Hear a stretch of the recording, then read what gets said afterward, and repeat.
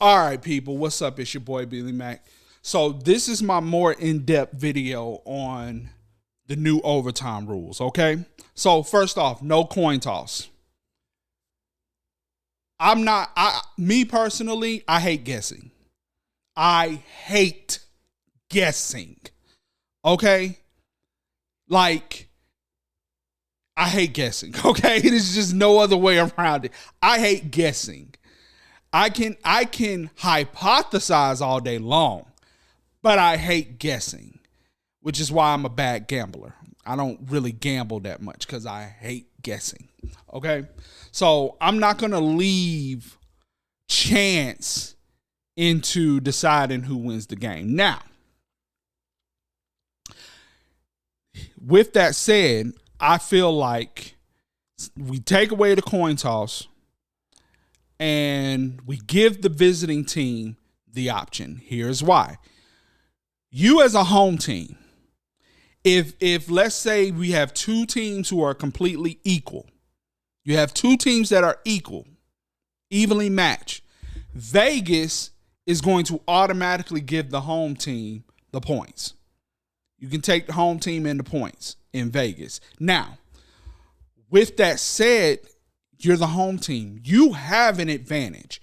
You're comfortable. You're familiar with the atmosphere. The crowd is on your side. Now, this might be different from somewhere in LA. You shouldn't have built the team. You shouldn't have moved the team to LA 10. Then that's on the owner and the city and whoever else was involved with that. And really the other owners, because it has to get approved by the league. So the home team, you're already at an advantage. Already at an advantage. So why in the world you shouldn't have got the overtime. You're supposed to win your home games. Shouldn't have got the overtime in the first place. I mean, that's just how I feel. Like, personally, I feel like, and this side note, I feel like the NBA should be like the Super Bowl. I think it should be. I think the NBA Finals should be played in one city. I think it should be played in one city, and because the traveling clearly, takes a toll, and ultimately, most of the time, the home team ends up winning anyway. But that's just me. That's just me. I'm not everybody. Okay, back to the Super Bowl. The NFL. Okay, so home team, you home team, you had your chance. Visiting team. Now, visiting team gets to decide whether to take a 50-yard field goal or the ball. If they want to take the ball, they'll get the ball on their own 25-yard line. There will be no kickoffs. They take the ball on their own 25-yard line. Like I said, no kickoffs because of player safety. But they take the ball at 25-yard line, and then they can go downfield and score. Sudden death, game over. Or they can take a 50-yard field goal. Now, if they take the 50-yard field goal, here's the beautiful thing about this. If you're in Atlanta, which is where I'm from, if you're in Atlanta, Mercedes-Benz, is it stadium or dome? Mercedes-Benz Arena? I don't know. Anyway, you're at the Mercedes-Benz, and it's perfect weather in there. There's no elements. Roof is closed. Most coaches will take that field goal. But most people know you're probably, maybe this might be the last season, but you're probably going to Green Bay in the playoffs, which will be in January, which there will be snow and wind. Do you really want to take that 50-yard field goal? No, sir. We're taking the ball. We're taking the ball. And it might actually be the same type of score. It might be 3-10. It might be or 10-10, 3-3 when overtime starts. You know what I mean? Now, Green Bay might let Mason Crosby kick that kick because Mason Crosby is used to kicking in those elements. But other teams, no, we'll take the ball. We'll take the ball. So it brings an element of coaching and thinking into it. Now, let's go over the nuances of kicking this field goal, because I know what some of y'all are saying. First of all, no timeouts. Ain't no freezing the kicker. Ain't no freezing the kicker. Okay? So no timeouts for either team if the team decides to kick the field goal. If the team decides to take ball, same regular overtime rules. Each team gets 2 timeouts. Blah, blah, blah, blah, blah. But if the team kicks the field goal, if the team decides to kick the field goal, here's what I have. So each team gets 2 accepted penalties, okay? Each team gets 2 accepted penalties. Now here's the thing about these penalties.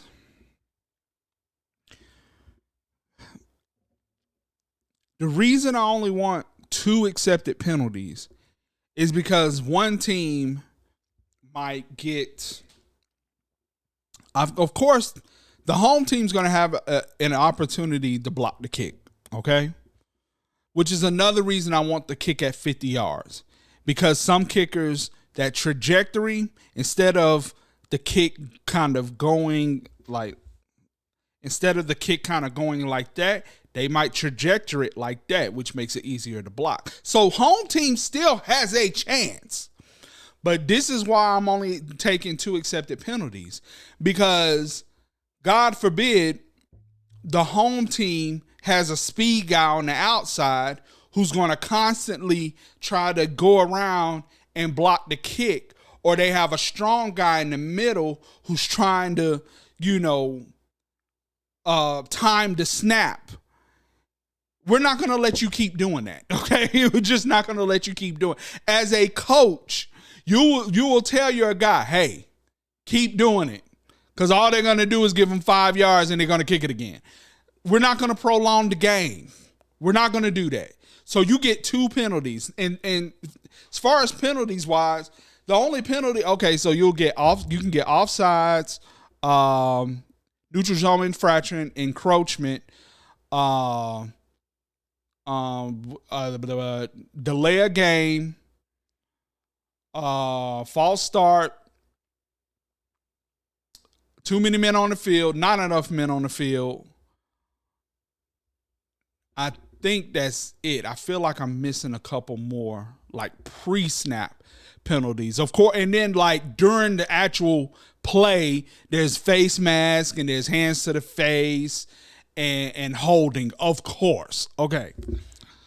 And how many times is that called during a field goal and stuff? It's really not called. So I don't expect that to be an issue. But sometimes with it being overtime and players want to win the game, emotions will get the best of them, and we can go from there. Now, if the visiting team, if the home team, let's go with the home team first because they're on defense. If the home team commits 2 penalties, now this is where I need help on. This is where I need help. For all you who are seeing this, if you have an idea, let me know. And some of y'all might say, well, just take out the whole accepted penalties BS. But my thing is, we don't want to prolong the game. The NFL has a lot to think about. They're thinking about the TV networks. They're thinking about the fans. They're thinking about player safety. They're thinking about the stadium cleanup. This stuff matters. This is the stuff that us fans don't take into account because we just thinking, why can't both teams get a chance? Well, if one team spends freaking 10 minutes, because they're running the ball the whole time during overtime, and then they go down and kick a field goal, and then the other team only has 5 minutes. I mean, we're wasting time here. This is about getting in, getting out. So this is the part I might need help on, but I think it's fine. But this is what I might need help on. Me personally, if the home team commits 2 penalties, we will award the visiting team a 1-point penalty, and they win the game by 1 point. Now, I understand. And vice versa goes if the visiting team misses the field goal and the home team wants to make the field goal and the visiting team is on defense and they commit 2 penalties, the point will be given to the home team. Now, I understand what some of y'all are saying. That's that's ridiculous. We're gonna award a team because one team is undisciplined. Hell yeah, we are. Yes, we are going to award the team the point, and we're all gonna go home happy. You know what I mean? It's like, like you as a team. If you as a team are so like trying to win this game that you cannot focus on the play at hand, you don't deserve. You don't deserve to win. I'm sorry.